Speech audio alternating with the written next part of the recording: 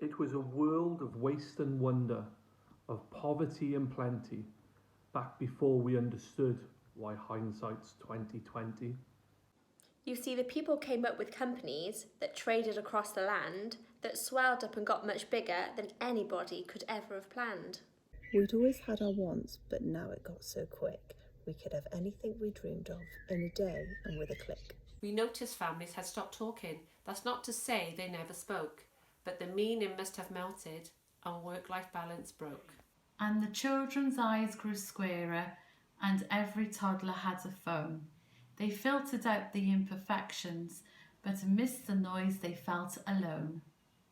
And every day the skies grew thicker till you couldn't see the stars, so we flew in planes to find them, while down below we filled our cars. We'd drive around in circles all day. We'd forgotten how to run. We turned the grass into tarmac and shrunk the parks until there were none. We filled the sea with plastic because our waste was never capped, until each day when you went fishing, you'd pull it out already wrapped. But then in 2020, a new virus came our way. The governments reacted and told us all to hide away. But while we all were hidden, amidst the fear and all the while, the people dusted off their instincts, they remembered how to smile. They started clapping to say thank you and calling up their mums, and whilst the car keys gathered dust, they would look forward to their runs. And with the skies less full of voyagers, the earth began to breathe. The beaches bore new wildlife that began to scuttle into the seas. Some people started dancing, some were singing, some were baking. We'd grown so used to bad news, but some good news was in the making.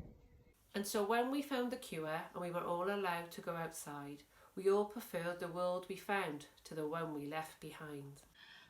Old habits became extinct and they made way for the new, and every single act of kindness was now given its due.